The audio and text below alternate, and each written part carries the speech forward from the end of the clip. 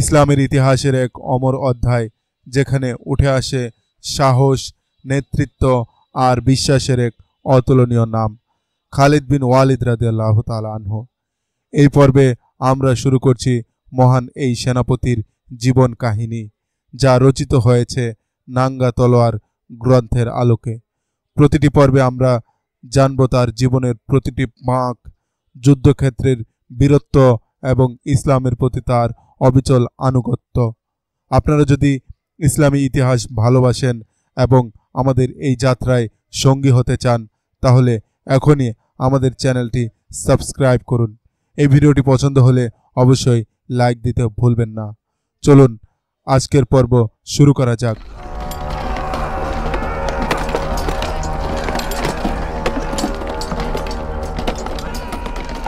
ইবনে কুমা মানববৃত্ত ভেঙে পুনরায় রাসূল সাল্লাল্লাহু আলাইহি ওয়াসাল্লামের কাছে পৌঁছাতে চেষ্টা করে। হযরত মুসআব ইবনে উমাইয়া রাদিয়াল্লাহু তাআলা আনহু তখন রাসূল সাল্লাল্লাহু আলাইহি ওয়াসাল্লামের কাছে দণ্ডায়মান। হযরত উম্মে আম্মারা রাদিয়াল্লাহু তাআলা আনহু আহত দুই সৈনিককে পানি পান করাচ্ছিলেন। কুরাইশদেরকে পুনরায় আক্রমণ করতে দেখে তিনি আহতদের ছেড়ে তাদেরই একজনের তলোয়ার নিয়ে শত্রুর মোকাবেলায় ঝাঁপিয়ে পড়েন। শত্রু অশ্বারোহী থাকায় তার পক্ষে সরাসরি শত্রুকে ঘায়েল করা সম্ভব ছিল না। বিধায় তিনি সবেগে তলোয়ার চালান শত্রু বহনকারী অশ্বকে লক্ষ্য করে। এতে অশ্ব যেমনটি লুটিয়ে পড়ে, তেমনি আরোহীও আরেক পাশে ছিটকে পড়ে। আরোহী ছিটকে পড়তেই হযরত উম্মে আম্মারা রাদিয়াল্লাহু তাআলা আনহু ঘোড়ার উপর দিয়ে গিয়ে তাকে আক্রমণ করে। এতে সে মারাত্মক আহত হয়ে ভো দৌড় দেয়। গঠনশৈলী এবং চেহারা বর্ণের দিক দিয়ে রাসূল সাল্লাল্লাহু আলাইহি ওয়াসাল্লামের সাথে হযরত মুসআব রাদিয়াল্লাহু তাআলা এর বেশ কিছু মিল ছিল। ইবনে কুমা হযরত মুসআব রাদিয়াল্লাহু তাআলা আনহুকে রাসূল সাল্লাল্লাহু আলাইহি ওয়াসাল্লাম মনে করে তার উপর আক্রমণ করে। তিনি প্রস্তুত ছিলেন, বীর বিক্রমে তার মোকাবেলা করেন। কিছুক্ষণ দুজনের মাঝে অস্ত্রের তীব্র প্রতিযোগিতা চলে। একসময় ইবনে কুমার তরবারি হযরত মুসআব রাদিয়াল্লাহু তাআলা আনহুকে মারাত্মক আঘাত করলে তিনি লুটিয়ে পড়েন এবং শহীদ হয়ে যান। হযরত উম্মে আম্মারা রাদিয়াল্লাহু তাআলা আনহু হযরত মুসআব রাদিয়াল্লাহু তাআলা আনহুকে ঢলে পড়তে দেখেন। এতে তিনি ভীষণ ক্রুদ্ধ হয়ে ইবনে কুমার উপর আক্রমণ করেন, কিন্তু তার আক্রমণ ফলবতী হয় না, কারণ ইবনে কুমা বর্ম পরিহিত ছিল আর আক্রমণে ছিল এক নারী। পাল্টা প্রতিশোধ নিতে ইবনে কুমা উম্মে আম্মারার কাঁধে আঘাত করে। এতে তিনি মারাত্মক আহত হয়ে পড়ে যান। রাসূলুল্লাহ সাল্লাল্লাহু আলাইহি সাল্লাম এই সময় নিকটেই ছিলেন।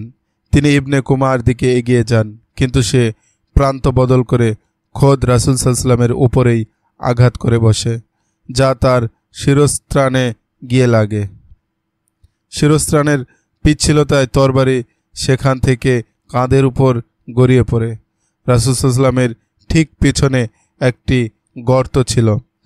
ভারী আঘাতে পিছনে সরে গেলে তিনি গর্তে পড়ে যান। ইবনে কুমা সেখান থেকে ফিরে চিৎকার করে বলতে থাকে, আমি মুহাম্মদকে হত্যা করেছি। সে রণাঙ্গনে ঘুরে ঘুরে চিৎকার করে একথাই বলতে থাকে। তার গগনবিদারী আওয়াজ মুসলমানরাও শুনেন, কুরাইশদেরও কানে পৌঁছে। কুরাইশরা এ খবরে যার পর নাই আনন্দিত হয়, কিন্তু মুসলমানদের হয় বিরাট সর্বনাশ। এ খবরে তাদের মধ্যে যেন বিনা মেঘে বজ্রপাত ঘটে। তারা মনোবল হারিয়ে পাহাড়ের দিকে পালাতে থাকে। পলায়ন পর মুজাহিদদের কানে একটি আওয়াজ ভেসে আসে, নবী জীবিত না থাকলে যে জীবন রক্ষার্থে আমরা পালিয়ে যাচ্ছি তার প্রতি অভিসম্পাত হোক। তোমরা কেমন নবী প্রেমিক যে তার শাহাদাতের সাথে সাথেই মৃত্যু ভয়ে পালিয়ে যাচ্ছ? মুসলমানরা থমকে দাঁড়ায়। এই আহ্বান তাদেরকে জ্বলন্ত অগ্নিতে পরিণত করে। তারা পদাতিক হওয়া সত্ত্বেও কুরাইশদের অশ্বারোহী বাহিনীর উপর ঝাঁপিয়ে পড়ে। এরা ছিল হযরত খালিদ ও ইকরামার দুর্দর্শ বাহিনী। হযরত খালিদ রাদিয়াল্লাহু তাআলা আনহু এর আজ ক্রমেই মনে পড়ছিল পিছনের কথা। সেদিন তার হাতে অসংখ্য মুসলমান রক্তাক্ত হয়েছিল। তাদের মধ্যে হযরত রেফায়া রাদিয়াল্লাহু তাআলা আনহু ছিল। সেদিনের কথা মনে পড়ায় তার অন্তরে এক ধরনের বেদনা অনুভূত হয়, ব্যথা জাগে। নির্বিচার রক্তপাত তার কাছে অর্থহীন মনে হলেও সেদিন মুসলমানরা ছিল তার সর্বনিকৃষ্ট শত্রু। একসময় মুসলমানদের মনোবল সত্যিই ভেঙে যায়। পদাতিক হয়ে কতক্ষণ অশ্বারোহীদের মোকাবেলায় টিকে থাকতে পারে? অবস্থা বেগতিক দেখে তারা পাহাড়ের দিকে পিছটান দিতে থাকে। গনিমতের মালের আশায় মুসলমানরা যেরূপভাবে তাদের মোর্চা ত্যাগ করেছিল এবং যুদ্ধের মোড় ঘুরিয়ে দিয়েছিল, তদ্রূপ কুরাইশরাও এ সময় গনিমত সংগ্রহ করতে মৃত ও মুমূর্ষু মুসলমানদের উপর ঝাঁপিয়ে পড়ে। কত কুরাইশ রাসূল সাল্লাল্লাহু আলাইহি ওয়াসাল্লামের পশ্চাদ্ধাবনে যায়, কিন্তু সাহাবায়ে কেরাম তাদেরকে এমন শিক্ষা দেয় যে অধিকাংশই সেখানে মারা যায়। আর যে কজন জীবিত ছিল তারা জীবন নিয়ে কোনো রকমে পালিয়ে আসে। ইতিমধ্যে রাসূল সাল্লাল্লাহু আলাইহি সাল্লাম অপেক্ষাকৃত একটি উঁচু নিরাপদ স্থানে পৌঁছে যান। তিনি সেখান থেকে পরিস্থিতি পর্যবেক্ষণ করেন। নিবেদিত প্রাণ 30 সাহাবীর 16 জন শহীদ হয়ে যান। অবশিষ্ট 14 জনের অধিকাংশই ছিল আহত। রাসূল সাল্লাল্লাহু আলাইহি সাল্লাম পাহাড়ের উপর থেকেই পুরো রণাঙ্গনের খবর নেন, চারদিকে নজর বোলান, কিন্তু কোনো মুসলমান তাঁর চোখে পড়ে না। রাসূল সাল্লাল্লাহু আলাইহি সাল্লামের শাহাদাতের খবর শুনে অত্যন্ত হতাশ হয়ে তারা এদিক ওদিক ছড়িয়ে পড়ে। অনেকে মদিনায় চলে যায়, কেউ কেউ কুরাইশদের প্রতিশোধের ভয়ে পাহাড়ে গিয়ে আত্মগোপন করে। যুদ্ধ এক প্রকার শেষ, আক্রমণের আর আশঙ্কা নেই। এই অবসরে রাসূল সাল্লাল্লাহু আলাইহি সাল্লাম নিজের ক্ষতস্থানের প্রতি মনোনিবেশ করেন। রাসূল তনয়া হযরত ফাতেমা রাদিয়াল্লাহু তাআলা আনহা পিতার খোঁজে চারদিক ঘুরে ঘুরে বড় ক্লান্ত হয়ে পড়েছিল। এখানে এসে তিনি পিতার খোঁজ পান। নিকট দিয়ে একটি ঝর্ণা আপন মনে বয়ে যাচ্ছিল। হযরত আলী রাদিয়াল্লাহু তাআলা আনহু সেখান থেকে পানি সংগ্রহ করে রাসূল সাল্লাল্লাহু আলাইহি সাল্লামকে পান করান। হযরত ফাতেমা রাদিয়াল্লাহু তাআলা আনহা নিজ হাতে রাসূল সাল্লাল্লাহু আলাইহি সাল্লামের ক্ষত পরিষ্কার করতে থাকেন। এ সময় তিনি পিতার কষ্টে ফুঁপিয়ে ফুঁপিয়ে কাঁদছিলেন। হযরত খালিদের মনে পড়ে সেদিন রাসূল সাল্লাল্লাহু আলাইহি সাল্লামের শাহাদাতের খবর তাকে আত্মিক প্রশান্তি দান করেছিল, কিন্তু পরবর্তী আরেকটি আওয়াজে তিনি ভীষণ চমকে ওঠেন। তাঁর আত্মিক প্রশান্তি হাওয়ায় মিলিয়ে যায়। উপত্যকার এই আওয়াজের গুঞ্জন অনেক দূর পর্যন্ত প্রতিধ্বনিত হচ্ছিল। কেউ চিৎকার করে বলছিল, মুসলমানগণ, সুসংবাদ শুনো, নবী করিম সাল্লাল্লাহু আলাইহি সাল্লাম জীবিত এবং নিরাপদ আছেন। এই ঘোষণায় হযরত খালিদের যেমনি হাসি পায় তেমনি আফসোসও হয়। তিনি এরপর মন্তব্যস্বরূপ মনে মনে বলেন, হয়তো কোনো মুসলমান পাগল হয়ে প্রলাপ বকছে। আসল ঘটনা হলো, মুসলমানরা যেরূপভাবে ইতস্তত বিক্ষিপ্ত হয়ে গিয়েছিল, হযরত কাব বিন মালিক রাদিয়াল্লাহু তাআলা আনহু ঠিক তেমনি একাকী ঘুরতে ঘুরতে পাহাড়ের ওই স্থানে গিয়ে পৌঁছান যেখানে রাসূল সাল্লাল্লাহু আলাইহি সাল্লাম আহত হয়ে বিশ্রাম নিচ্ছিলেন।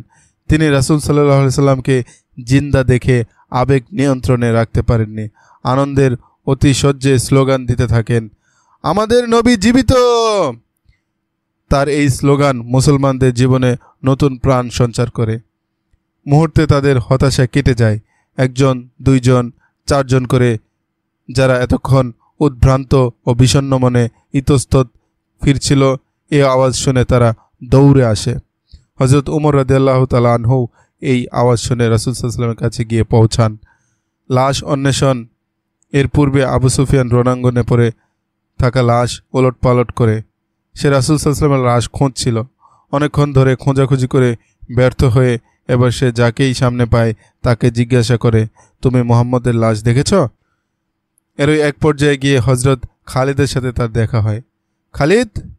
আবু সুফিয়ান উৎসাহ জিজ্ঞাসা করে, তুমি মুহাম্মদের লাশ দেখেছ কি? না। হযরত খালিদ সংক্ষেপে জবাব দিয়ে তার দিকে ঝুঁকে পাল্টা প্রশ্ন করে, তুমি কি নিশ্চিত যে মুহাম্মদ সত্যি নিহত হয়েছে? হ্যাঁ, আবু সুফিয়ান জবাবে বলে, সে না মারা গেলে আমাদের হাত থেকে কোথায় গিয়ে বাঁচতে পারে? কেন, এ ব্যাপারে তোমার কোনো সন্দেহ হয়? হ্যাঁ আবু সুফিয়ান, হযরত খালিদ জবাব দেন, আমি ততক্ষণ সন্দিহান থাকব যতক্ষণ নিজের চোখে তার লাশ না দেখব। মুহাম্মদ এত সহজে নিহত হবার লোক নয়। তোমার কথা থেকে কেমন যেন মুহাম্মদের জাদুর গন্ধ ভেসে আসছে। আবু সুফিয়ান অহংকারের ভঙ্গিতে বলে, মুহাম্মদ কি এক সময় আমাদেরই লোক ছিল না? তুমি কি তাকে চেনো না? যে লোক এত হত্যা এত নির্যাতনের জন্য দায়ী তাকে একদিন হত্যার শিকার হতেই হবে। নিঃসন্দেহে মোহাম্মদ নিহত হয়েছে। যাও, তার লাশ শনাক্ত করো, আমরা তার মস্তক কেটে মক্কায় নিয়ে যাব। ঠিক এই মুহূর্তে পাহাড়ের বুক চিরে কাব বিন মালিক রাদিয়াল্লাহু তাআলা আনহুর কণ্ঠে ভেসে আসে, হে মুসলিম ভাইরা, সুসংবাদ গ্রহণ করো, আমাদের নবীজি জীবিত এবং নিরাপদ। এই আওয়াজ বজ্রধ্বনির ন্যায় প্রতিধ্বনি হতে তোলে। পাহাড়ের গা বেয়ে উপত্যকার ভাঁজে ভাঁজে এবং রণাঙ্গনের কোণে কোণে এ গুরুগম্ভীর গুঞ্জন বিদ্যুৎ বেগে প্রদক্ষিত করে ফেরে। শুনেছ আবু সুফিয়ান? হযরত খালিদ রাদিয়াল্লাহু আনহু, মোহাম্মদ কোথায় তা আমি জানি। আমি তাকে আক্রমণ করতে চাচ্ছি, কিন্তু নিশ্চয়তা দিতে পারি না যে অবশ্যই তাকে কতল করতে পারবো কিনা। কিছুক্ষণ পূর্বে হযরত খালিদ রাদিয়াল্লাহু তাআলা আনহু রাসূল সাল্লাল্লাহু আলাইহি ওয়াসাল্লাম সহ সাহাবায়ে কেরামকে পাহাড়ের মধ্যভাগ যেতে দেখেন। তিনি দূর থেকে ব্যাপারটি লক্ষ্য করেন। পরাজয় স্বীকার কিংবা ইচ্ছা অপূর্ণ রাখার মতো লোক তিনি ছিলেন না। তিনি কয়েকজন অশ্বারোহীকে সাথে নেন এবং পাহাড়ের ওই স্থানের দিকে যেতে থাকেন যেখানে তিনি রাসূল সাল্লাল্লাহু আলাইহি ওয়াসাল্লামকে যেতে দেখেছিলেন। প্রখ্যাত ঐতিহাসিক ইবনে হিশাম লেখেন, রাসূল সাল্লাল্লাহু আলাইহি ওয়াসাল্লাম হযরত খালিদকে অশ্বারোহী নিয়ে এই ঘাটিতে অপারেশন চালাতে আসতে দেখে তৎক্ষণাৎ তার মুখ থেকে এ দোয়া বের হয়, হে আল্লাহ, এখানে পৌঁছার পূর্বেই পথিমধ্যে কোথাও তাকে থামিয়ে দিন।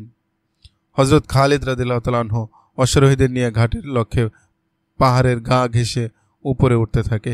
এটা মূলত একটি গিরিপথ ছিল যা ক্রমেই সংকীর্ণ হয়ে আসছিল। সৈন্যদের পাশাপাশি চলা আর সম্ভব হয় না, লাইন দিয়ে চলতে হয়। রাসূল সাল্লাল্লাহু আলাইহি সাল্লাম আহত হয়ে শয্যাশায়ী ছিলেন।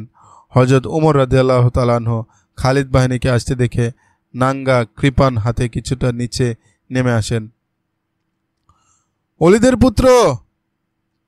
ক্রুদ্ধ স্বরে হযরত উমর রাদিয়াল্লাহু তাআলা আনহু হুঙ্কার দিয়ে ওঠেন, লড়াই সম্বন্ধে একটু জ্ঞান থাকলে গিরিপথের এই সংকীর্ণ পথ অবলম্বন করো। পথের ক্রম ঊর্ধ্বতার কথাও ভাবো। এমন নাজুক স্থানে কি তোমার বাহিনী আমাদের থেকে জীবন নিয়ে ফিরতে পারবে? লড়াইয়ের ব্যাপারে হযরত খালিদ ছিলেন খুব অভিজ্ঞ। তিনি হযরত উমর রাদিয়াল্লাহু আনহু এর কথায় সংকীর্ণ গিরিপথটি আরেকবার তীক্ষ্ণ পর্যবেক্ষণ করেন। অশ্বকে ইচ্ছামতো ঘুরিয়ে দৃঢ়তার সাথে যুদ্ধ করার জন্য স্থানটি মোটেও উপযুক্ত ছিল না, বরং অত্যন্ত স্পর্শকাতর ও বিপদসংকুল ছিল। বিচক্ষণ দৃষ্টির বিচারে অবস্থা অনুকূলে না থাকায় তিনি ঘোড়া নিয়ে সৈন্যদের নিয়ে নিচে নেমে আসেন। ফলাফল পর্যালোচনা। যুদ্ধ শেষ। কুরাইশরা এই দৃষ্টিকোণ থেকে নিজেদের প্রাধান্যতা দাবি করতে পারে যে তারা মুসলমানদের বেশি ক্ষতিগ্রস্ত করেছে, কিন্তু চূড়ান্ত বিজয়ের দাবি তারা করতে পারে না, কেননা এক প্রকার অমীমাংসিতভাবেই যুদ্ধ শেষ হয়। না, সেদিন আমাদেরই পরাজয় হয়। হযরত খালিদের ভিতর থেকেই একটি আওয়াজ ওঠে, মুসলমানরা মাত্র 700 আর আমরা ছিলাম 3000। তাদের মাত্র 2টি ঘোড়া আর আমাদের ঘোড়া ছিল 200। মুহাম্মদকে হত্যা করতে পারলে তবেই আমাদের চূড়ান্ত বিজয় হতো। হযরত খালিদ রাদিয়াল্লাহু তাআলা আনহু নিজের মধ্যে এক ধরনের কম্পন অনুভব করেন। তার উপর এমন অবস্থা সৃষ্টি হয় যে তিনি দাঁতে দাঁত ঘষতে থাকেন। যুদ্ধের শেষ দিককার দৃশ্যগুলো তার কল্পনায় এক এক করে পাখা মেলে তার চোখের সামনে উড়াল দিতে থাকে। তিনি এই অনাকাঙ্ক্ষিত অধ্যায়, ভয়ঙ্কর দৃশ্য স্মৃতি থেকে মুছে ফেলতে মাথা ঝাঁকি দেন, কিন্তু স্মৃতিগুলো মাছির মতো তার মাথায় ভন ভন করে ঘুরতে থাকে। তিনি মনে মনে এ ভেবেও লজ্জা অনুভব করেন যে একজন যোদ্ধার জন্য এমনটি শোভনীয় নয়। অতীত স্মৃতি যোদ্ধাকে কখনো তাড়িয়ে ফেরে না। হযরত ওমর রাদিয়াল্লাহু আনহু এর সতর্কের ভিত্তিতে গিরিপথ থেকে প্রত্যাবর্তনের সময় হযরত খালিদের চোখ দ্রুত একবার রণাঙ্গন ঘুরে আসে। বিক্ষিপ্ত আর ছিন্ন ভিন্ন লাশে তার চোখ দুটি ভরে যায়। তাদের মধ্যে অচেতন সৈন্যদের সংখ্যাও কম ছিল না, কিন্তু লাশের সৎকার ও আহতদের উদ্ধার করার কোনো উদ্যোগ কোনো পক্ষ থেকেই দেখা যায় না। আচমকা তার দৃষ্টি আবু সুফিয়ানের স্ত্রী হিন্দার প্রতি আটকে যায়। খঞ্জর হাতে দ্রুত বেগে রণাঙ্গনে ঘুরছিল সে। তার ইশারায় অন্যান্য কুরাইশ রমণীরাও তার পিছু পিছু দৌড়ে আসে। হিন্দা দীর্ঘাকৃতির এবং বলিষ্ঠ বীরের মতো মহিলা ছিল। সে প্রত্যেকটি লাশ খুঁটিয়ে খুঁটিয়ে দেখছিল।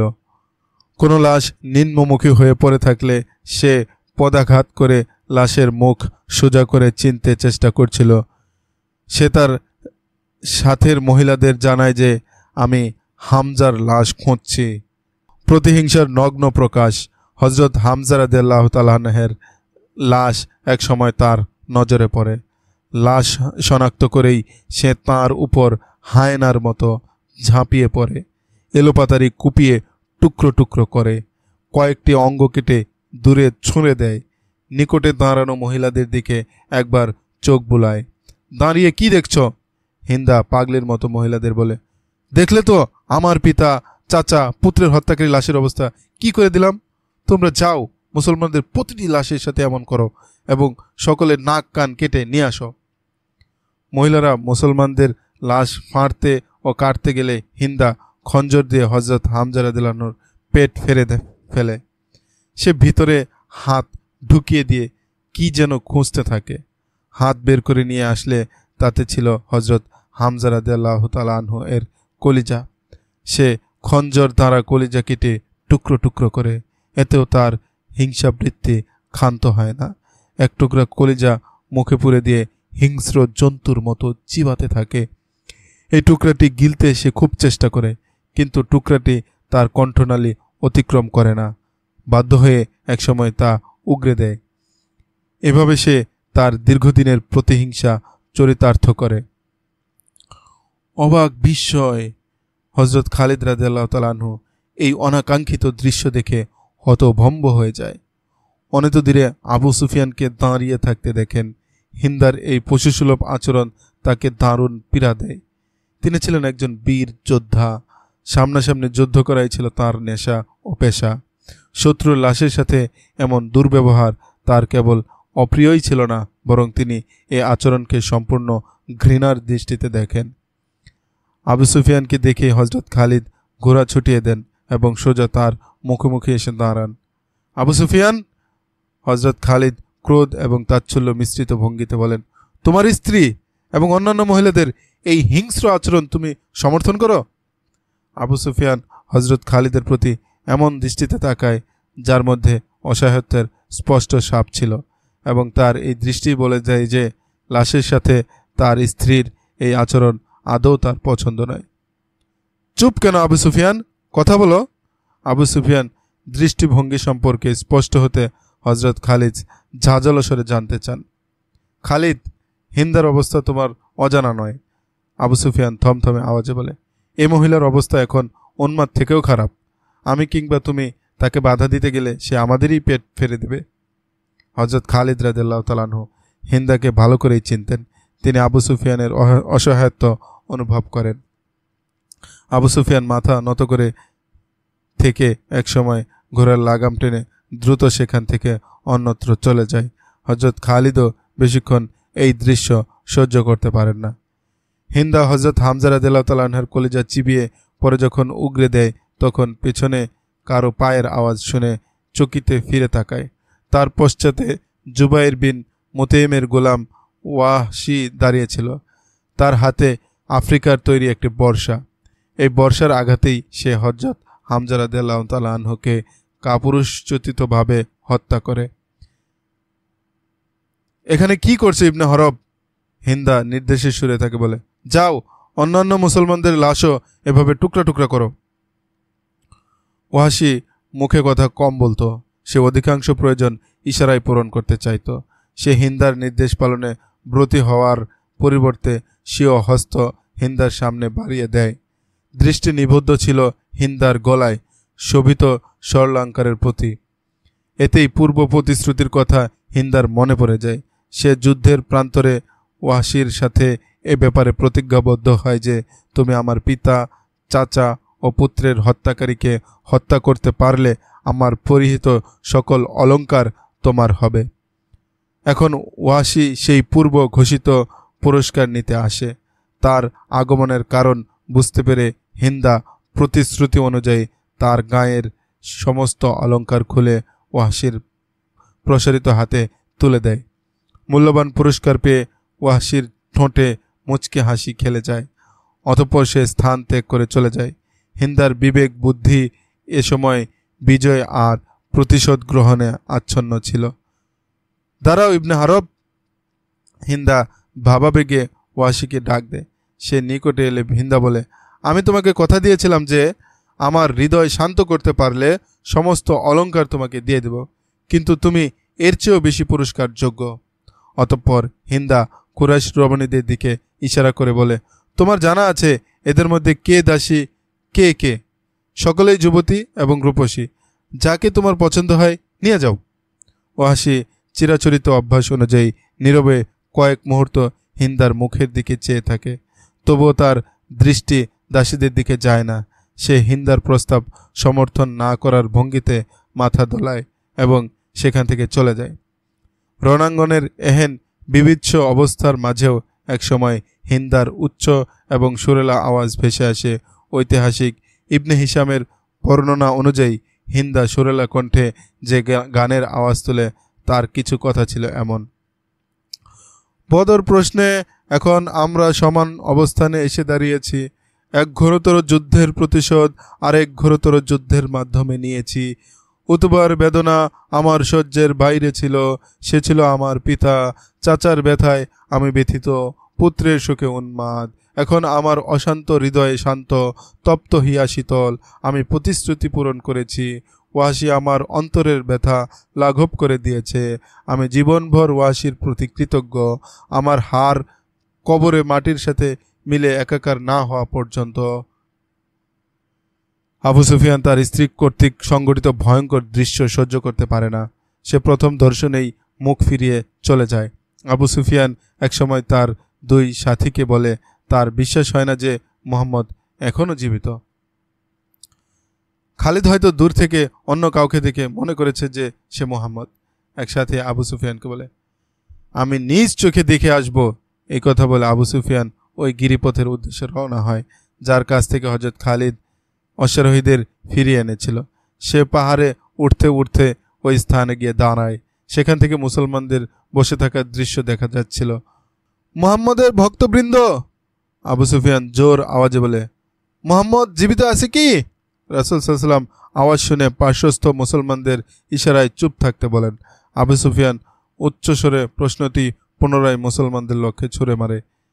এবারও কোনো জবাব সে পায় না। আবু বকর জীবিত আছে কি? আবু সুফিয়ান জানতে চায়, কিন্তু তিনবার এভাবে জিজ্ঞাসা করার পরও ও পক্ষ থেকে কোনো জবাব আসেনি। ওমর জীবিত আছো? আবু সুফিয়ান তৃতীয় প্রশ্ন করে। মুসলমানগণ পূর্বের মতোই নীরবতা অবলম্বন করে। আবু সুফিয়ান কোনো উত্তর না পেয়ে ঘোড়ার দিক পরিবর্তন করে। সে নিচে নেমে দেখে সেখানে কুরাইশদের উপচে পড়া ভিড়। সবাই রাসূল সাল্লাল্লাহু আলাইহি ওয়াসাল্লাম সম্পর্কে সঠিক সংবাদ জানতে ভীষণ উদ্গ্রীব। হে কুরাইশ সম্প্রদায়! আবু সুফিয়ান সমবেত জনতার মাঝে সমুচ্চ স্বরে ঘোষণা দেয়, তোমরা নিশ্চিত থাকো, মুহাম্মদ মারা গেছে। আবু বকর ওমরও জীবিত নেই। এখন মুসলমানরা তোমাদের ছায়া দেখতেও ভীত সন্ত্রস্ত হবে। আনন্দ করো, নাচ গান করো। আবু সুফিয়ানের এই ঘোষণা শুনে কুরাইশরা আনন্দে ফেটে পড়ে। তারা নেচে গিয়ে উল্লাস প্রকাশ করতে থাকে, কিন্তু আচমকা পাহাড়ের বুক চিরে উত্থিত এক আওয়াজ তাদের নীরব করে দেয়। তাদের আনন্দ উল্লাস মুহূর্তে নিরানন্দে পরিণত করে। আল্লাহর দুশমন! গিরি সিংহ হতে হযরত উমর রাদিয়াল্লাহু আনহু-এর গুরুগম্ভীর স্বর ভেসে আসে। এতগুলো মিথ্যা বলো না, এভাবে নগ্ন মিথ্যাচার করো না। নাম ধরে ধরে যাদেরকে মৃত বলে পরিণত করেছ তারা সকলেই জীবিত। জাতিকে ধোঁকা দিও না। তোমার পাপের শাস্তি দেওয়ার জন্য আমরা তিনজনই যথেষ্ট। আবু সুফিয়ান উপহাসের ভঙ্গিতে অট্টহাসি দিয়ে উচ্চকণ্ঠে বলে, ইবনে খাত্তাব, তোমার আল্লাহ তোমাকে রক্ষা করুক। তুমি এখনো আমাদের শাস্তির কথা বলছো? তুমি নিশ্চয় করে বলতে পারো যে মুহাম্মদ জীবিত আছে? আল্লাহর কসম, আমাদের নবী জীবিত। হযরত ওমর রাদিয়াল্লাহু আনহু এর জবাব আসে, আল্লাহর রাসূল সাল্লাল্লাহু আলাইহি সাল্লাম তোমাদের প্রতিটি শব্দ শুনছেন। আরবের রেওয়াজ ছিল যুদ্ধ শেষে দুপক্ষের কমান্ডার একে অপরের প্রতি সমালোচনা এবং ব্যঙ্গোক্তির তীর বর্ষণ করত। আবু সুফিয়ান সে প্রথা অনুযায়ী দূরে দাঁড়িয়ে হযরত ওমর রাদিয়াল্লাহু আনহুর সাথে কথা চালাচালি করতে থাকে। তোমরা হুবল এবং উজ্জার কদর জানো না, আবু সুফিয়ান বলে। হযরত ওমর রাদিয়াল্লাহু আনহুর দাঁত ভাঙা জবাব দিতে রাসূল সাল্লাল্লাহু আলাইহি ওয়াসাল্লামের দিকে তাকান। জোরে কথা বলার মতো অবস্থা তার ছিল না। তিনি হযরত উমর রাদিয়াল্লাহু আনহুকে জবাব শিখিয়ে দেন। বাতিলের পূজারী শোনো, হযরত উমর রাদিয়াল্লাহু তাআলা আনহু উচ্চস্বরে বলেন, আল্লাহর বরত্ব এবং মহানত্ব সম্পর্কে জানো? তিনি সুমহান এবং সর্বশক্তিমান। আমাদের হুবল দেবতা এবং উজ্জা দেবী আছে। আবু সুফিয়ান বলে, তোমাদের কি এমন কেউ আছে? আমাদের আছেন আল্লাহ। রাসূল সাল্লাল্লাহু আলাইহি সাল্লাম হযরত উমর রাদিয়াল্লাহু আনহুর জবানে জানিয়ে দেন। হযরত উমর রাদিয়াল্লাহু তাআলা উচ্চস্বরে তুলে ধরেন, তোমাদের কোনো খোদা নেই। যুদ্ধের ফলাফল বেরিয়ে গেছে। আবু সুফিয়ান বলে, তোমরা বদরে বিজয় লাভ করেছিলে, আমরা এই পাহাড়ের পাদদেশে তার যথাযথ প্রতিশোধ নিয়েছি। আগামী বছর আমরা তোমাদেরকে বদরের ময়দানে আবার মোকাবেলার জন্য আহ্বান করব ইনশাআল্লাহ। হযরত উমর রাদিয়াল্লাহু তাআলা রাসূল সাল্লাল্লাহু আলাইহি ওয়াসাল্লামের শব্দ উচ্চস্বরে শুনিয়ে দেন, তোমাদের সাথে আমাদের পরবর্তী সাক্ষাৎ বদর প্রান্তরেই ঘটবে। আবু সুফিয়ান আর দাঁড়ায় না, ঘোড়ার মুখ ঘুরিয়ে চলে যেতে থাকে, কিন্তু দু কদম গিয়ে আবার থেমে যায়। উমর, আবু বকর এবং মুহাম্মদ। আবু সুফিয়ান একটু ধীর আওয়াজে বলে, লাশ উদ্ধার করতে গেলে কিছু লাশ বিকৃত পাবে। আল্লাহর নামে কসম করে বলছি, লাশ বিকৃত করার আদেশ আমি কাউকে দেইনি। এমন আচরণ আমার পছন্দনীয় নয়। তারপরেও এর জন্য আমাকে দায়ী করা হলে কিংবা এ অভিযোগে আমাকে অভিযুক্ত করলে সেটা আমার অপমানই হবে। এ কথাগুলো বলে আবু সুফিয়ান দ্রুত ঘোড়া ছুটিয়ে দেয় এবং নিজ বাহিনীর কাছে এসে পৌঁছে। চলতে চলতে একসময় হযরত খালিদ রাদিয়াল্লাহু আনহু এর ঘোড়া নিজেই গতি পরিবর্তন করে। তিনি ঘোড়ার এর ইচ্ছায় বাদ সাধেন না। বুঝে ফেলেন ঘোড়া পানির ঠিকানা পেয়েছে, কিন্তু দূরে গিয়ে সে নিচের দিকে নামতে থাকে। তিনি স্থানটি চিনতে পারেন। উহুদ যুদ্ধ শেষে প্রত্যাবর্তনকালে কুরাইশরা এখানে কিছুক্ষণ অবস্থান করে। নিচে পানির বিশাল মজুদ ছিল। ঘোড়া দ্রুততার সাথে পাথরের জমিন মারিয়ে পানির কাছে এসে থামে। হযরত খালিদ রাদিয়াল্লাহু তাআলা আনহু লাফিয়ে ঘোড়া হতে নামেন এবং হাঁটু গেড়ে বসে অঞ্জলি ভরে পানি তুলে চোখে মুখে ঝাপটা মারেন। একটু আয়েশের জন্য ধূসর এক স্থানে বসে পড়েন। উহুদ থেকে প্রত্যাবর্তনকালীন সময়ের একটি ঘটনা এখানে তার মনে পড়ে। তারা যখন উহুদ থেকে ফিরে এই স্থানে এসে যাত্রা বিরতি করে, তখন একটি বিষয় তাদের মধ্যে বিতর্কের সৃষ্টি করে। এই প্রশ্নে বিতর্ক করে যে মক্কায় চলে যাওয়া ভালো হবে নাকি মুসলমানদের উপর আরেকবার হামলা চালানো হবে। সাফওয়ান ইবনে উমাইয়া বলে, আমরা পরাজিত বাহিনী নই। মুসলমানদের বিপর্যস্ত অবস্থা থেকে ফয়দা লুটতে চাইলে নিজেদের অবস্থারও পর্যালোচনা করো। আমাদের জোশ শক্তিও শূন্যের কোঠায়। এমত অবস্থায় ফের মুসলমানদের সাথে লড়াইয়ে জড়িয়ে পড়া উচিত হবে না। ভাগ্য আমাদের বিপক্ষে চলে যেতে পারে। এই বিতর্ক চলাবস্থায় কুরাইশ সৈন্যরা দুজন মুসাফিরকে টেনে হিঁচড়ে তাদের কমান্ডারের সামনে এনে দাঁড় করায়। তাকে জানানো হয় তারা নিজেদেরকে মুসাফির বলে পরিচয় দিচ্ছে। আমাদের তাঁবুর আশেপাশে সন্দেহজনকভাবে তাদের ঘোরাফেরা করতে দেখা যায় এবং 4-5 জনের কাছে তাদের গন্তব্যস্থল জানতে চায়। ধৃত মুসাফিরদ্বয় আবু সুফিয়ান ও অন্যান্য নেতাদের কাছেও নিজেদের মুসাফির হিসেবে পরিচয় দেয়। একটি স্থানের নাম বলে সেদিকে যাচ্ছে বলে জানায়। আবু সুফিয়ানের নির্দেশে তাদের পরিহিত ছেঁড়া ফাটা পোশাক খুলে ফেলা হলে ভেতরে লুকানো খঞ্জর এবং তলোয়ার বেরিয়ে আসে। তাদেরকে এই গোপনীয়তার কারণ জিজ্ঞাসা করা হলে তারা সন্তোষজনক কোনো জবাব দিতে পারে না। হযরত খালিদের দৃষ্টি ছিল অত্যন্ত তীক্ষ্ণ। ধৃত মুসাফির মুসলমান গোয়েন্দা বলে তার গভীর সন্দেহ হয়। তাদেরকে সকলের সামনে দাঁড় করিয়ে কেউ তাদের চেনে কিনা জিজ্ঞাসা করা হয়। 2-3 জন জানায় তারা তাদের চেনে, তারা মদিনার বাসিন্দা। একজনকে আমি ভালো করে চিনি, এক কুরাইশ দাঁড়িয়ে বলে, তাকে আমি আমার বিরুদ্ধে লড়তে দেখেছি। তোমরা নিজেরাই বলে দাও যে তোমরা মুহাম্মদের গোয়েন্দা। আবু সুফিয়ান তাদের দুজনকে লক্ষ্য করে বলে, এবং যাও, আমি তোমাদের প্রাণ ভিক্ষা দিলাম। একজন নিজেকে গোয়েন্দা বলে স্বীকার করে। যাও, আবু সুফিয়ান বলে, আমরা তোমাদের ক্ষমা করে দিলাম। ধৃত মুসাফির যারা বাস্তবেই মুসলমানদের গোয়েন্দা ছিল এবং কুরাইশদের গতিবিধি জানতে এসেছিল, তারা হাসি খুশি মাখা মুখ নিয়ে নিজেদের উটের দিকে যেতে থাকে। আবু সুফিয়ানের ইশারায় কয়েকজন তীরন্দাজ ধনুকে তীর সংযোজন করে তাদের প্রতি ছুঁড়ে মেরে।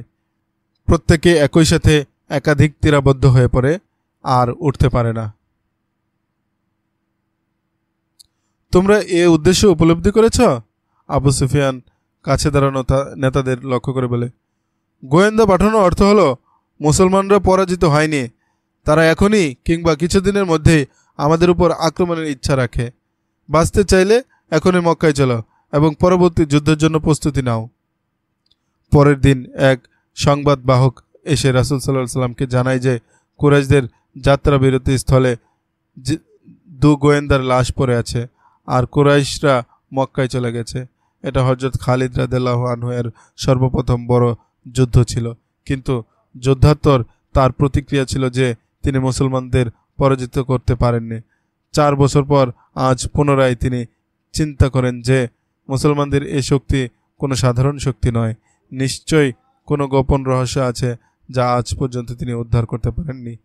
কুরাইশদের কিছু ত্রুটিও তার সামনে পড়ে যায়, কিছু কথা কিছু কাজ তার ভালো লাগে না। 2 ইহুদি রূপসী নারীর কথাও তার মনে পড়ে, নেতৃস্থানীয় কুরাইশদের মাঝে যাদের অবাধ চলাচল ছিল। তিনি জানতেন ইহুদিরা নারী রূপে জাদুতে কুরাইশদের মহাবিষ্ট এবং প্রতিক্রিয়ায় তাদেরকে মুসলমানদের বিরুদ্ধে ব্যবহার করতে সচেষ্ট। এই হীন প্রক্রিয়া তিনি মেনে নিতে পারেন না। কিন্তু এমনই এক নারীর সাথে একবার হযরত খালিদের সাক্ষাৎ হলে তিনি অনুভব করেন যে তার মধ্যে যথেষ্ট জ্ঞান ও বিচক্ষণতা রয়েছে। মহিলাটির রূপ এবং যৌবনের এক নিজস্ব প্রভাব তো ছিলই, কিন্তু তার কথার মাঝেও যে এক ধরনের মাদকতা বিদ্যমান তা হযরত খালিদও অনুভব করেন। মহিলাটি কিছুক্ষণ তার কল্পনা জগৎ দখল করে থাকে। একসময় ঘোড়া ডেকে উঠলে হযরত খালিদ রাদিয়াল্লাহু তাআলা আনহু এর স্বপ্ন ভঙ্গ হয়। তিনি দ্রুত উঠেন এবং ঘোড়ায় আরোহণ করে মদিনার পথ ধরেন। ওলীদের পুত্র খালিদ ছিলেন শাহজাদা, শৌখিনতা বিলাস উপকরণেরও কমতি ছিল না, কিন্তু যুদ্ধ বিগ্রহের নেশা এমনই যে তার সামনে সকল শৌখিনতা বিলাসিতা মূল্যহীন। মদিনার পথে গমনকালে ইউহাওয়া নাম্নী এক সুন্দরী রূপসী ইহুদি নারীর কথা তার মনে পড়ে। তিনি এই রমণীর স্মৃতি মাথা থেকে মুছে ফেলেন, কিন্তু সে নানান রূপে প্রজাপতি হয়ে তার মাথার মধ্যে উঠতে থাকে। তিনি তার কথা মন থেকে মুছতে পারেন না। হযরত খালিদের স্মৃতিতে উড়ন্ত প্রজাপতির রং ফিকে হতে হতে আবার এক সময় সমস্ত রং লাল রঙে পরিণত হয়, রক্তের মতো লাল। এটা ছিল এক ভয়ঙ্কর অতীত যা তিনি স্মৃতির অ্যালবাম থেকে মুছে ফেলতে চেষ্টা করেন। রঙিন প্রজাপতির একসময় বিষাক্ত ভীমরুলের রূপ নেওয়ায় তিনি তা মন থেকে ঝেড়ে মুছে ফেলতে ব্যর্থ হন। এটা ছিল উহুদ যুদ্ধের 3-4 মাস পরের এক ঘটনা। এটাকে ষড়যন্ত্রই বলা চলে। এতে তার ভূমিকা না থাকলেও কুরাইশদের এক গুরুত্বপূর্ণ সদস্য ছিলেন তিনি, তাই মুসলমানদের বিরুদ্ধে কোনো ষড়যন্ত্রে জড়িত না হওয়া সত্ত্বেও পক্ষে সম্পূর্ণ এড়িয়ে যাওয়াও তার সম্ভব ছিল না। উহুদ রণাঙ্গনে আহত কতক কুরাইশের ক্ষত এখনও পুরোপুরি ভালো হয়নি। ইতিমধ্যে একদিন খবর ছড়িয়ে পড়ে যে 6 সদস্যের এক মুসলিম টিম ইসলাম প্রচারের উদ্দেশ্যে রোজি নামক স্থানে গমনকালে আফসানের অনতিদূরে এক অমুসলিম সম্প্রদায় তাদের গতিরোধ করে। তাদের 2 জনকে মক্কায় নিয়ে গিয়ে নিলাম করা হচ্ছে। হযরত খালিদ দ্রুত নিলামের স্থানে যান। নিলামকৃত 2 মুসলমানের একজন হযরত খুবাইব রাদিয়াল্লাহু তাআলা আনহু এবং আরেকজন যায়েদ বিন দিসানা রাদিয়াল্লাহু তাআলা আনহু। উভয়ে হযরত খালিদের ঘনিষ্ঠ ও পরিচিত। তারা তারই গোত্রের লোক। ইসলাম গ্রহণ করে তারা মদিনায় চলে যান। তারা রাসূলের প্রেমে খুবই উজ্জীবিত ছিলেন। যে কোনো মুহূর্তে রাসূল সাল্লাল্লাহু আলাইহি সাল্লামের জন্য প্রাণ বিসর্জন দিতে প্রস্তুত থাকতেন। রাসূল সাল্লাল্লাহু আলাইহি সাল্লাম তাদের খুব স্নেহ ও মহব্বত করতেন। তারা একটি চত্বরে দাঁড়িয়েছিলেন আর তাদের আশেপাশে ছিল কুরাইশদের উপচে পড়া ভিড়। 4 ব্যক্তি তাদের কাছে দাঁড়ানো ছিল, উভয়ের হাত ছিল রশি দিয়ে বাঁধা। এরা মুসলমান, জনৈক ব্যক্তি চত্বরের পাশে দাঁড়িয়ে ঘোষণা করছিল। এরা উহুদে তোমাদের বিরুদ্ধে লড়েছে, তাদের হাতে তোমাদের আত্মীয় স্বজন নিহত হয়েছে। প্রতিশোধের আগুন নেভানোর কেউ আছো কি? তাদের কিনে নিয়ে যাও, নিজ হাতে হত্যা করে রক্তের বদলা নাও। সবচেয়ে বেশি মূল্য যে দিবে তার হাতেই তাদের অর্পণ করা হবে। দাম বলো। 2টি ঘোড়া, একজনে বলে। বলো বলো, বেশি করে বলো, নিলামদার পুনরায় বলে। 2টি ঘোড়া আর 1টি উট, আরেকজন বলে। ঘোড়া উট নয়, স্বর্ণের কথা বলো। স্বর্ণ আনো, শত্রুর রক্তে প্রতিশোধের পিপাসা মিটাও, নিলামদার চড়া স্বরে বলে। যাদের নিকটবর্তী আত্মীয় স্বজন উহুদে নিহত হয় তারা ক্রমবর্ধমান হারে মূল্যের অঙ্ক বাড়াতে থাকে। হজরত জুবাইর রাদিয়াল্লাহু তাআলা আনহু এবং হজরত জায়েদ রাদিয়াল্লাহু তাআলা আনহু নীরবে দাঁড়িয়ে থাকেন। তাঁদের চেহারায় ভীতির কোনো আলামত ছিল না, উদ্বেগও ছিল না, সামান্য উৎকণ্ঠাও প্রতিভাবান হয় না। হজরত খালিদ রাদিয়াল্লাহু তাআলা আনহু ভিড় চিরে সামনে যান। এসো কুরাইশ নেতার বাহাদুর পুত্র। হজরত খালিদকে আসতে দেখে হজরত খুবাইজ রাদিয়াল্লাহু তাআলা আনহু জোর আওয়াজে বলেন, হেরা গুহা হতে উত্থিত বিপ্লবের আওয়াজ। রণাঙ্গনে পৃষ্ঠ প্রদর্শনকারী হজরত জায়েদ রাদিয়াল্লাহু তাআলা আনহু তেজোদ্দীপ্ত কণ্ঠে বলেন, পরাজয়ের প্রতিশোধ তোমরা আমাদের ভাইয়ের লাশের থেকে নিয়েছ। তোমাদের মহিলারা আমাদের লাশের নাক কান কেটে তা দ্বারা হার বানিয়ে গলায় ঝুলিয়েছে। আজ 4 বছর পর মদিনায় গমনকালে হজরত জুবাইর রাদিয়াল্লাহু তাআলা আনহু হজরত জায়েদ রাদিয়াল্লাহু আনহু এর কঠোর তিরস্কারের ধ্বনি হজরত খালিদের কানে বাজতে থাকে। তিনি হজরত জায়েদ এর তিরস্কার সহ্য করতে পারেন না। দীর্ঘ 4 বছর আগের সেই তিরস্কারের কথা মনে পড়ে আজও তার শরীর ভীষণ কেঁপে ওঠে। সাথে সাথে তার মনে পড়ে আবু সুফিয়ানের স্ত্রী হিন্দার অমানবিক আচরণের লোমহর্ষক দৃশ্য। হিন্দা প্রতিশোধ পরায়ণ হয়ে হজরত হামজা রাদিয়াল্লাহু তাআলা আনহু এর কলিজা ছিঁড়ে এনে মুখে নিয়ে চিবিয়ে পড়ে উগরে দেয়। মৃত মুসলমানদের নাক কান কেটে আনতে সে অন্যান্য মহিলাদের নির্দেশ দেয়। তারা নাক কান কেটে এনে তার সামনে জমা করলে হিন্দা তা সুতায় গেঁথে মালা বানায়। অতঃপর তা গলায় দিয়ে উন্মাদের মতো সারা ময়দানে নেচে গিয়ে ফিরতে থাকে। এ দৃশ্য তার স্বামী আবু সুফিয়ানের পছন্দনীয় ছিল না, আর হজরত খালিদ ঘৃণায় মুখ ঘুরিয়ে নেন। 3-4 মাস পর ধৃত এবং হাত বাঁধা মুসলমানদের তিরস্কারের পর তিরস্কার করে চলছিল। হজরত খালিদ রাদিয়াল্লাহু তাআলা আনহু ঘৃণ্য পন্থায় প্রতিশোধ গ্রহণের মনোবৃত্তি রাখতেন না। তিনি সেখান থেকে সরে আসেন এবং ভিড়ের মাঝে হারিয়ে যান। যারা 2 মুসলমানকে ধরে আনে, ঘটনাক্রমে তাদের একজনের সাথে হজরত খালিদের দেখা হয়ে যায়। হজরত খালিদ রাদিয়াল্লাহু তাআলা আনহু তাকে জিজ্ঞাসা করেন, তাদের কিভাবে বন্দী করা হলো? আল্লাহর কসম, লোকটি বলে, তোমরা চাইলে তাদের রসুলকেও বন্দী করে এই নিলাম স্থলে এনে দাঁড় করাতে পারি। যা কখনো পারবে না তার কসম করো না। হজরত খালিদ রাদিয়াল্লাহু তাআলা আনহু বলেন, তাদের বন্দির বিস্তারিত তথ্য আমাকে জানাও। তারা ছিল 6 জন। লোকটি বলতে থাকে, আমরা উহুদে নিহতদের প্রতিশোধ নিয়েছি, ভবিষ্যতেও এ ধারা অব্যাহত থাকবে। আমাদের গোত্রের কয়েকজন মদিনায় মুহাম্মদের কাছে গিয়ে ইসলাম গ্রহণ করতে এসেছে বলে জানায়। তারা তাকে একথা বলে যে তাদের পুরো গোত্র ইসলাম গ্রহণে আগ্রহী, কিন্তু তাদের সকলের পক্ষে মদিনায় আসা সম্ভব নয়। তারা মুসলমানদের কাছে বিনীত অনুরোধ জানায় যেন তাদের সাথে কয়েকজন মুসলমান পাঠান, যারা পুরো গোত্রকে মুসলমান করবে এবং তাদেরকে ধর্মীয় শিক্ষায় দীক্ষিত করতে কিছুদিন সেখানে অবস্থান করবে। আমাদের লোক 6 জন মুসলমানকে আনতে সক্ষম হয়। তারা আসতে থাকে। এদিকে আমাদের সর্দার শারজা বিন মুগিস 100 সৈন্য রোজি নামক স্থানে পাঠায়। মুসলমান দলটি এ স্থানে পৌঁছলে আমাদের 100 সৈন্য তাদের ঘিরে ফেলে। তুমি বিস্মিত হবে যে সংখ্যায় 6 জন হওয়া সত্ত্বেও তারা 100 সৈন্যের মোকাবেলায় প্রস্তুত হয়ে যায়। কিছুক্ষণ যুদ্ধ চলে। সংঘর্ষে 3 জন নিহত এবং অপর 3 জন বন্দী হয়। তাদের হাত রশি দ্বারা বেঁধে দেওয়া হয়।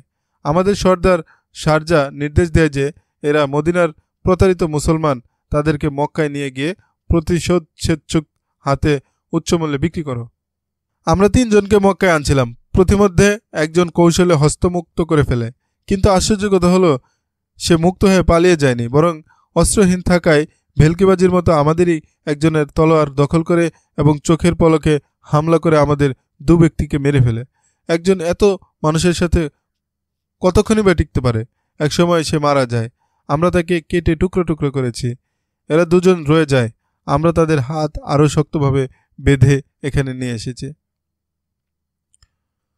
তোমরা তো দেখছি বড়ই খুশি। হযরত খালিদ রাদিয়াল্লাহু তাআলা আনহু তিরস্কারের ভঙ্গিতে তাকে বলে। কিন্তু মুহাম্মদ এই ঘটনাকে কিভাবে মেনে নেবে? কুরাইশ এবং তাদের মিত্রগোত্র এতই কাপুরুষ হয়ে গেছে যে তারা এখন ধোঁকা এবং 6 জনের মোকাবেলায় 100 জন দ্বারা করতে শুরু করেছে। ঘৃণ্য এ প্রতারণামূলক কাহিনী শোনাতে তোমার একটুও লজ্জা লাগেনি?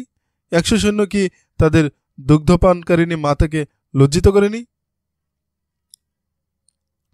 অলিদের পুত্র, তুমি ময়দানে মুসলমানদের কি করতে পেরেছিলে? লোকটি হযরত খালিদকে বলে, তোমরা মুহাম্মদের শক্তির মোকাবেলা করতে পারো?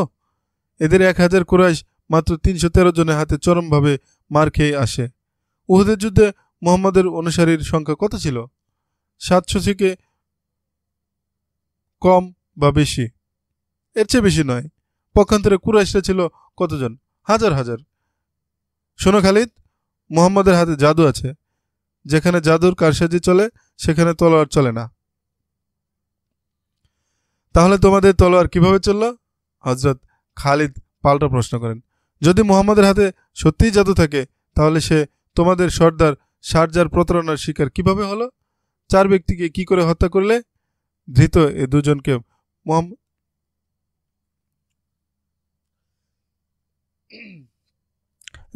দুজনকে মুহাম্মদের জাদু কেন মুক্ত করে না?